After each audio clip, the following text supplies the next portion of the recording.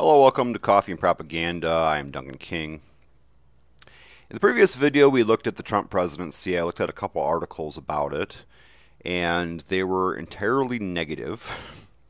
Um, in my opinion, they were just calling a spade, just listing what had happened in the first year of the Trump presidency.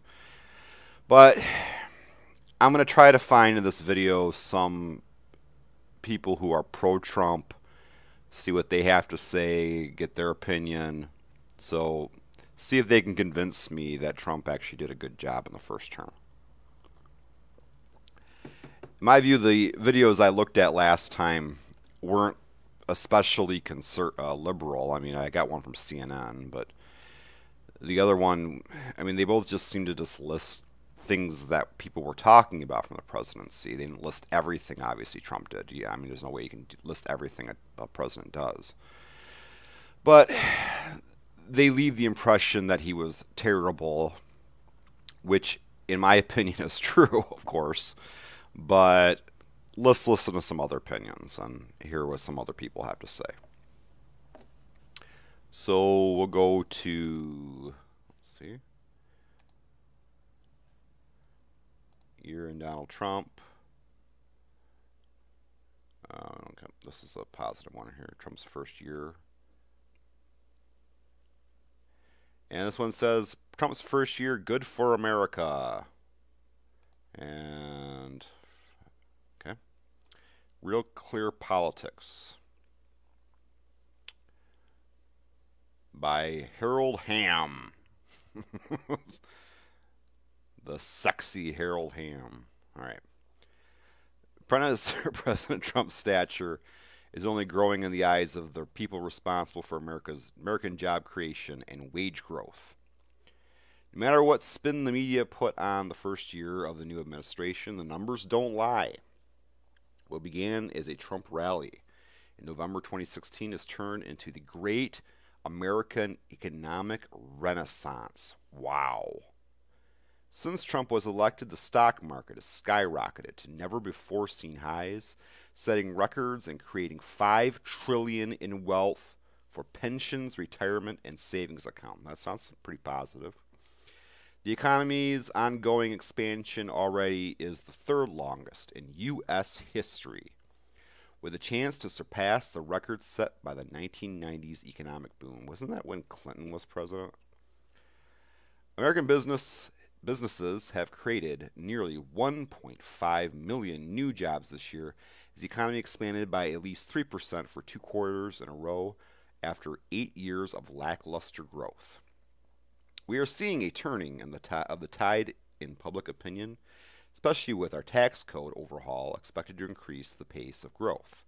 Are we seeing a turn in the tide of public opinion? Let's take a look here. Trump approval rating. Are we seeing a turn in the tide of public opinion?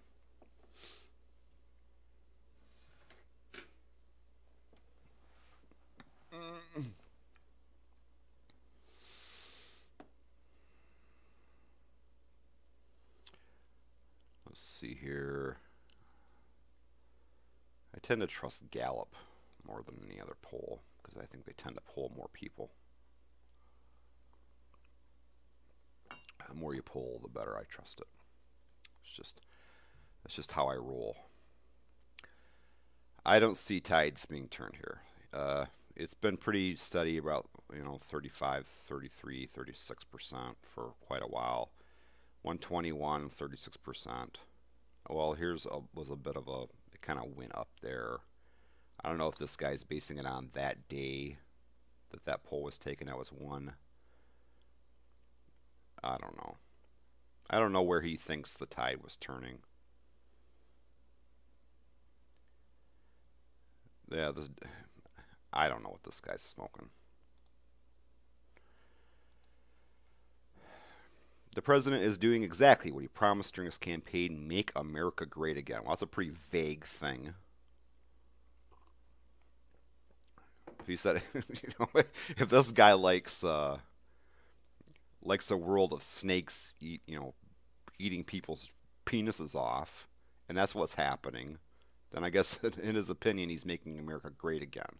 It's a pretty vague kind of analysis there, because you could just interpret that any way you want to. If you're an evil person and he's making the world more evil, then you would say it's great again. What the fuck does that mean? Now back to businesses. Our nation's business leaders can clearly see the impact of his efforts to slash government regulations, restore the balance of trade, and unleash American prosperity. An important byproduct of the president's work in his first year is shoring up Americans' relationships with its allies. Trump's America First energy policy has freed domestic producers to export more of our rising supply of crude oil to customers around the world, allowing oil buyers to avoid patronizing hostile regimes.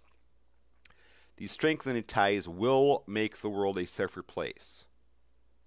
This is a prediction. This is not an analysis of what he's done. You're predicting that they will make the world a safer place. Embolden investors to continue contributing to our nation's historic economic growth. We'll get to this in a second. This is all this guy seems to be talking about is money. But he doesn't know that his policies will make the world a safer place. Trump's first year in office has been revelatory, showing everyone who is paying attention what his policies can do to spur the American economy. Economy, money. But the best is yet to come. We still have at least 3 more years, and hopefully as many as 7, to enjoy the fruits of the president's labor. A resurgent economy that will create new jobs, higher wages, and unprecedented prosperity for all Americans. Harold Hamm is founder, chairman, and chief executive of Continental Resources Incorporated. He serves on the board of directors of America First Policies. I don't know who the fuck he is. But I think he's a pretty silly person. I mean, all he's talking about here is money. President Trump did not destroy the economy yet. I totally agree. They talked in the last video. It takes about a year and a half before you can say that it's Trump's economy. And that's been the case with every president. Obama, it was about a year and a half that the economy was terrible after the Bush presidency before we could say, well, it's Obama's economy now, because it started to change after about a year and a half. And the same thing was with the Bush economy. About a year and a half in, the economy was still great. We were still getting momentum from Clinton, and then it started to turn to shit. So you can't say anything about the economy until it's been about a year and a half. That's just how it is. Presidencies. But it's that article, that guy was just, every single thing is about money. It's like, it's like, it was a total red herring. I mean, with the previous articles, it went through the whole gamut of domestic policies, civil rights actions, specific wars, specific the tweeting, the firing of Comey, all this stuff. And this guy just focuses on this one little narrow thing, the most narrow plus score he can give Donald Trump on this one little narrow thing, talking about something in Wall Street. And I'm not even so sure that Wall Street success necessarily equates to people having the economy improving. Because we saw this, Wall Street improvement before the crash from deregulation. So I'm not entirely sure that what he's saying is even true. And it equates mostly to predictions about improvement, not necessarily improvement. So was that article propaganda? Yeah, it was propaganda. When you're propaganda, there's 2 kinds of propaganda. And let me show you that word really quick in the dictionary, what the word propaganda specifically means. Just so you know that I'm using that word fairly here. Propaganda. Information, especially of a biased or misleading nature, used to promote or publicize a particular political cause or point of view. So that was misleading, because all he's talking about, he picks, there's so many categories of things presidents do. And this previous article written here that we just read by Harold Hamm is focusing on one little category of a president's policies or the way presidents do business, which would be having to do with money, and giving an analysis of the president's whole year based upon how the economy is, and of course leaving out information. Misleading nature usually involves leaving out information or cherry picking information. Of course, he's cherry picking the fact that usually at this point in time in every president's tenure, he's still riding on the economic growth or decline that was established by his predecessor. So you cannot tell anything about the economy right now. None of the economic numbers right now can really say anything about Trump's policies. They're still Obama's policies. Year and a half, as I said, you'll start to see the difference. Now, I'm not going to say necessarily that after that Trump's going to fail. I have an idea that he probably will, but I'm not going to call them a failure till it's a failure, and we'll see at that point. But claiming victory or some kind of success right now is pretty dumb. Let's try to find another article by a pro-Trump person. Trump, we'll just type Trump great. I don't know. Find something here. A -1 on building a wall. Let's try to find something positive about Trump.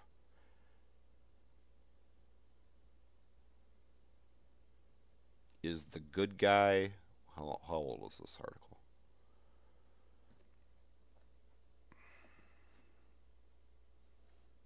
Again, in the last video, everything was negative, so I'm trying to get the other opinion here. December 15th, that was about over a month ago. Let's try to find something about the year. Let's try to say, just look the grade. Trump, A+.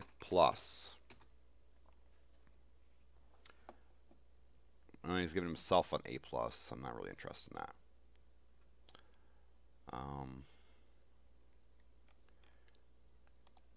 A+ year in office. Here's a report card for Trump's year in office. Is Washington Post a conservative newspaper?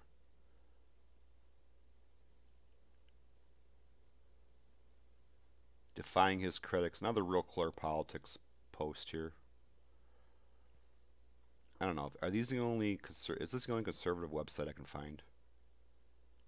I don't even know if it's a conservative website, but at least this one person from that website is posting entirely positive things about Trump.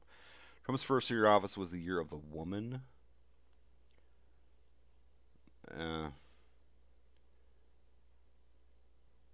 Okay, this seems like it's positive.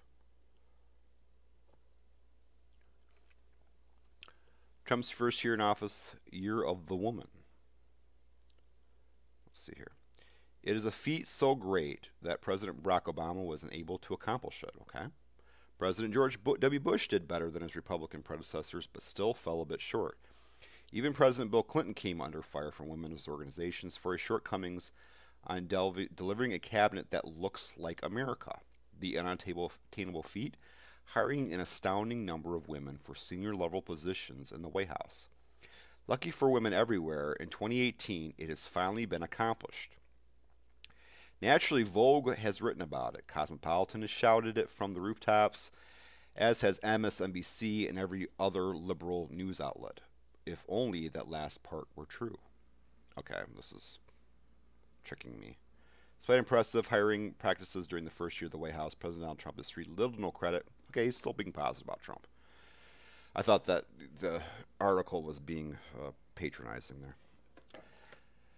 Despite impressive hiring practices during his first year in the White House, President Donald Trump has received little to no credit for his choice of women for the most senior positions in his cabinet as well as the West Wing. In fact, the mainstream media only selectively reported on the male appointees of the Trump administration, claiming that he was appointing more white and male than any first cabinet since Reagan. This myth was perpetuated by Representative Nancy Pelosi, Democrat from California's comments, as well as media reports that Trump only valued the opinions of guys named Steve. The New York Times even reported On January 13, 2017, a full week before Trump even took the oath of office or set foot in the White House, he apparently preferred men over women for senior roles. The organization never published a follow-up story in the same way, touting the roles that women impressively took on within the administration. Instead, they chose to focus on the inane differences of inner cabinet members, those in line of succession to the presidency, others versus other cabinet members, rather than looking at the wide-sweeping empowering and hiring of women across the entire White House operation. One of the great successes of Trump's first year in office has been the empowerment of women. Okay. Certainly there have been plenty of other successes in the first year of the Trump administration. Record stock market going to the money. Surpassing 25,000, unemployment at a 17-year low, illegal border crossings lowered by 17.6%, and unanimous United Nations resolution against a nuclear North Korea, and more than 1 million bonuses given to American workers in just the last 3 weeks, thanks to Trump's leadership on tax reform. However, to write about those accomplishments without mentioning the women who helped make it happen is to miss part of the story. So why have the mainstream media given him no credit? Why haven't the glossy magazines who pride themselves on empowering women in the workplace given him credit where credit is due? If Hillary Clinton were president, they would be touting her accomplishments. The answer is because Trump is a Republican. It's accurate to say that he is just not their guy. How can one prove this? Only 7% of journalists recently identified as Republican during the last presidential election cycle. That's right. 93% of journalists said they were not Republican in 2015. Compare this number to 1992 when the New York Times reported that just 44% of journalists claimed to be Democrats. The Center for Public Integrity also revealed through its analysis of the 2016 elections that journalists overwhelmingly donated to Hillary Clinton. So much for independently refereeing the match. However, just because Trump doesn't receive credit for his hiring of women doesn't mean it's any less significant. List of female appointees is long. Nikki Haley, okay, there's a list of women. We'll just take his word for it that it's a long list of women that he appointed. In addition to the career professionals in the White House, there is the somewhat reluctant First Lady Melania Trump. I'm saying the First Lady's name wrong. That's how bad I am at this. I suck. Melania Trump. Melania. Who arguably has stepped up to the plate big time in times of crisis such as Hurricane Harvey in 5-inch stiletto heels, no less. With their first year in office under their belts, most of the women listed above will convey tomorrow for a conversation with the women of America to discuss economics, healthcare, national security, and how in their respective roles they intend to continue helping make America great again during the second year of the Trump administration. If liberals today had any shred of intellectual honesty left among them, they would admit that Trump's placement of women in senior level positions is impressive and establishes a precedent that helps their own daughters and granddaughters. Unfortunately, the left will never admit it. Regardless of what one thinks of Trump the man, there is no denying the numbers of women he has placed in power in the West Wing. As we commemorate the one-year anniversary of his inauguration this week, I predict that history will eventually reveal the complete story, that Trump's actions are not only a small step for a male Republican president, but a giant leap for all of womankind, regardless of political party. This is Jen Kearns, has served as a GOP strategist and writer for the U.S. presidential debates for Fox News. She previously served as communications director and spokeswoman for the California Republican Party. The Colorado recalls over gun control and Prop 8 battle over marriage, which went all the way to Supreme Court. Was she on the bad side of Prop 8? I don't know. If so, we just read an article from an evil person. Okay, so Trump hired a bunch of women into the cabinet. This is her analysis of his whole year in office. 116, yep, about the whole year. So for the whole year, she's grading him on the entire year. He hired a bunch of women. How does that improve lives for women? Just because you hire some women into the White House. That affects a total of I think 0.00001 something percent of the women in the country were affected by him hiring women. Okay, now this article goes into some accomplishments. Other accomplishments goes money, unemployment, illegal boarding crossings. Okay, the border crossings. Resolution against North Korea. I mean, did that really stop North Korea? I don't know. North Korea has been a consistent problem. We'll see if he really stops North Korea somehow. What we really need in the North Korea issue is for us to stay the fuck out of it and let the people in that region handle it. Let Japan handle it. Let South Korea handle it. Get them to step up to the plate. Get them to freaking do something serious about it.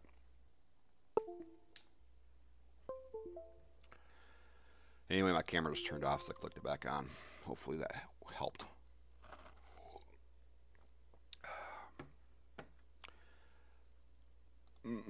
Anyway, yeah. So, again, is this dishonest? Yes, it's dishonest because she's grading him for the whole year, talking about the whole year in office. It concentrates on this little teeny little thing, this little piece of information here. He hired women. It's little teeny weeny little thing. Ignoring everything else. That's cherry picking. It's like you're trying to you're trying to prove that you have some guy who's hasn't shaved in 3 years, hasn't taken a bath. He stinks to high heaven. He's been wearing the same clothes. They're in rags. And then you show a little picture of his fingernails. Look at how clean that fingernail he has is. He is really clean guy. He takes care of himself so well. It's just his little fingernail. It's not proving anything. It's just a little bit of him. Look at the rest of him. He stinks. He needs a bath. He doesn't have good hygiene. It's just you're looking at the little fingernail. That's what that article does. That's what the two articles we just read both did. Look at a teeny little part of the presidency.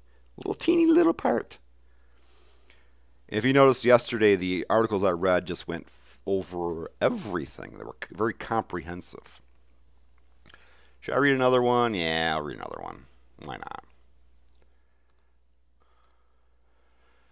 There we go. I'm getting used to this program. Bear with me. In fact, the reason I wanted to go on live right now, even though it's the middle of the afternoon, is because I was tweaking with the settings of the video, and I think that the quality was going to be better, so I had to go live to see if it would look better. Yep. And I'm checking the audio right now. Yep, still working. All right.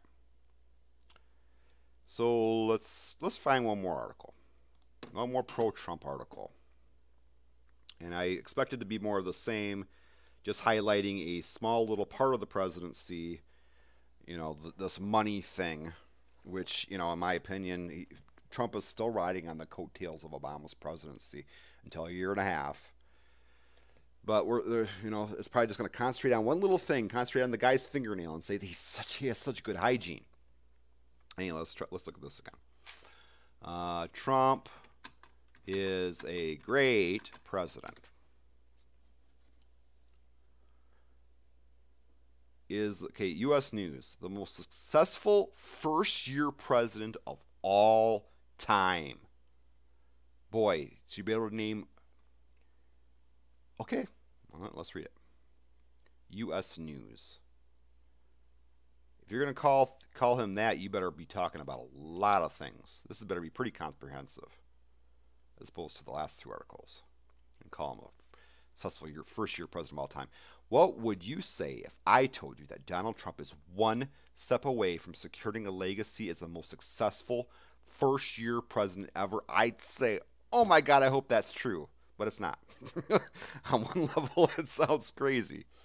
The president has spent 1 year mired in controversy over crazy tweets involving alleged facelifts of TV stars, horrifically ignorant and ill-advised comments about white nationalists, alleged personal profiting off of the presidency, supposed interference in criminal investigations, and the connections of multiple members of his campaign administration team to Russia and more.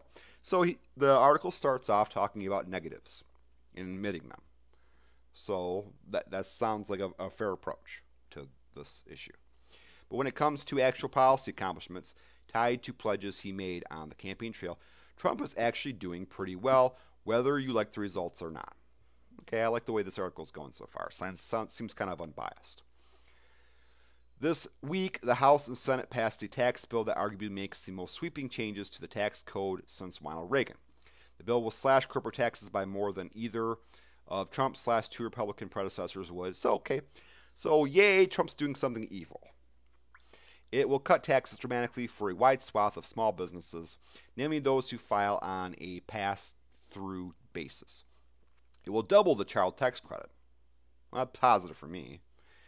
The left-leaning Tax Policy Center estimated at the beginning of the week that should the bill be signed into law, 80% of taxpayers would see a tax cut, while less than 5% would see a tax increase of more than $10. It is an imperfect bill and one that perhaps should be dubbed tax reform, but still a significant one with more or less adheres to what Trump promised on the campaign trail, and which will have notable effects on the budgets of many families and businesses across the country, and Trump will sign it into law before he even celebrates the first anniversary of his inauguration.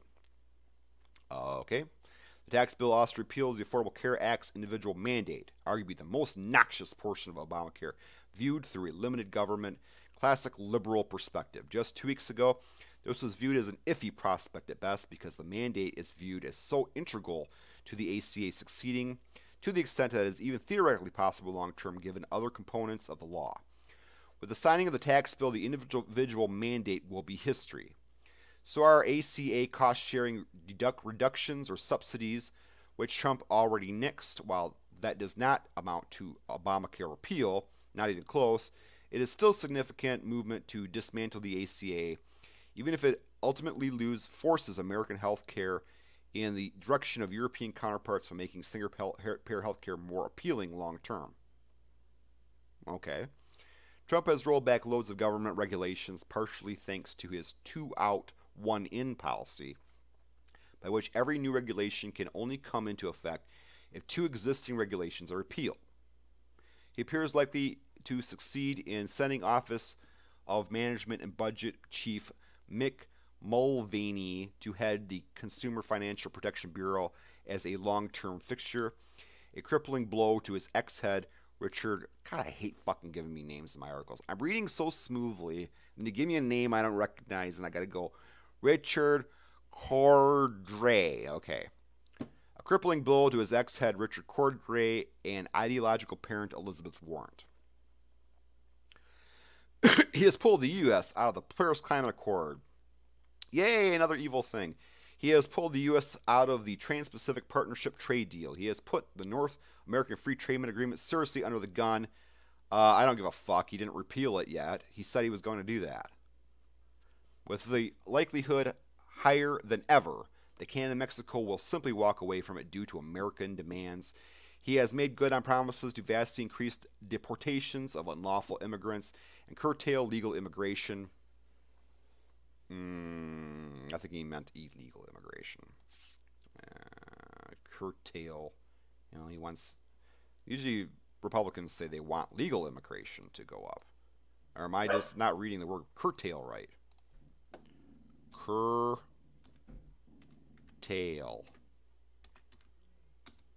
Lucy, shut up. Reduce an extent. Yeah, I'm reading that word right. He just didn't write this right. He meant illegal immigration. While the original iteration of his Middle East travel ban did not pass judicial muster, his revised version is sticking. God, this guy's a fucking asshole. He has gone beyond rhetorical commitments to move the U.S. Embassy to Jerusalem and recognize the city as Israel's capital.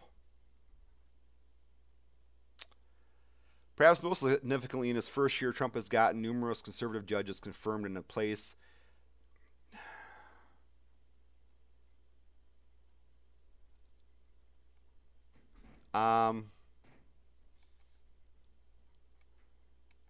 I don't want to read the rest of this. It's just like the author of the article is a fucking son of a bitch, is the issue here.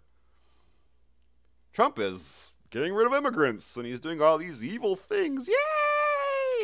Yay for evil! Trump's evil! The greatest president ever, doing all these horrible things, getting rid of regulations on the environment and deporting people and being a fucking asshole. All right. So that article was more comprehensive, but he was going into praise of Trump for doing basically terrible things, because the author of the article basically has no human compassion whatsoever. Could I have an argument with that guy? No. It's one of those people that you like, I often tell liberals this: there's really no point in arguing with social conservatives or extreme social conservatives like that guy. Especially in praising all these appointments of conservative judges. Basically, those are dominionists who believe interpreting the law by giving Christian dominionists, making Christianity our national religion in everything but writing. But, yeah. What can you say to that guy to convince him that he is wrong? Nothing, because he lacks compassion for people who are not like him. And compassion is a trait, it's not an idea. You're either born with compassion or you're not. You can lose compassion through a conditioning catalyst. A good video about mine about this very issue would be my morality debate, which I have with, what's the gentleman's name? I have it with an apologist, but I go into the concept that compassion is an inborn trait. And a lot of times social conservatives are just people that just don't have much of it. Everything's about dollars and cents, me, me, me, me. And that's how that guy thinks. He can only think about himself. So whatever Trump does that will make his life somewhat easier by torturing people and making lives miserable people who are different than him, then yay. Good for him. That's just the way he views things. Can't convince him to be a good person. There's just no way to do it. Anyway, we read through 3 Trump articles. So, we're being fair here. We didn't just listen to one side. We listened to the other side. Were there some things he said there that I kind of liked? Go over it again. Again, I didn't finish it because I couldn't stomach all this evil.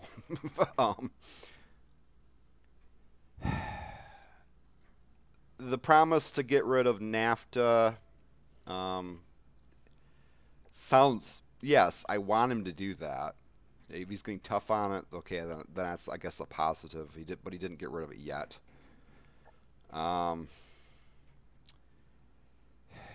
Him praising the Middle East travel ban. What the you motherfucker? Who fucking wrote this?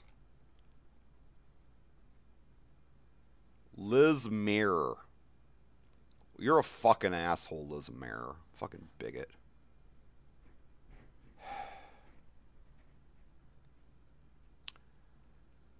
I like, improving the child tax credit. I hope that happens. I've heard from some people that the part of the mandate in Obamacare, they don't like that part. But they do like other parts. I don't know how you can really have more people insured, though, without the mandate is the issue. So just removing that actually will probably end up having less people insured. Obamacare was a success in the sense that more people have insurance. That is the ultimate point of... there are a lot of things we got to consider with healthcare reform, but number one is more people with insurance. And that change with the way Obamacare works will probably result in less people being insured. So it's a problem. I'm not sure that that's a good fix, just getting rid of the mandate. Every new regulation come into effect if 2 regulations are repealed. But what kind of regulations are you talking about? It depends on the kinds of regulations. Consumer financial protection, crippling blow to its ex-head. I don't know. Shouldn't Consumer Financial Protection Bureau, that sounds like that's probably a positive thing that he's probably dismantling there.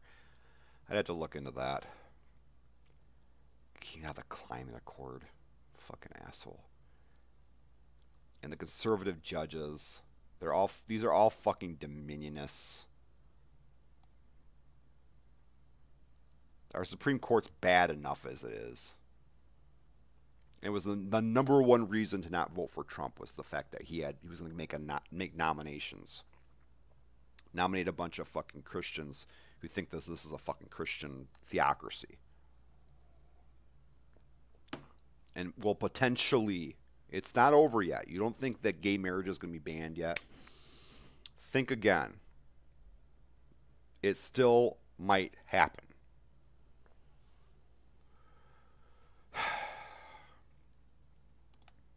Anyway, sometimes you read bullshit and you're just kind of at a loss for words, and that's kind of how I feel right now. So I'm just going to finish the video here.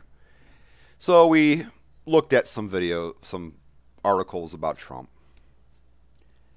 and we looked at more comprehensive ones stating the negative aspects of what he did, and I think you come on with the impression that he was absolutely terrible. Today we lost some conservative ones. One touting the fact that, well, he has women in his cabinet. How great is that? And the fact that the economy is still improving, but he's still riding on the Obama economy. It doesn't mean anything to me. And those two are cherry-picking things. And a third one basically praising Trump for being evil. So my verdict at the end of this, Trump still sucks. I did hear some positive things. I like going after NAFTA. Child tax credit going up. Yeah, it's a good thing. I don't know. Trump sucks. That's my verdict. Good enough for you guys. All right. Thanks for watching my video. Subscribe to my channel if you want to see more of this, whatever this is. And thanks for watching.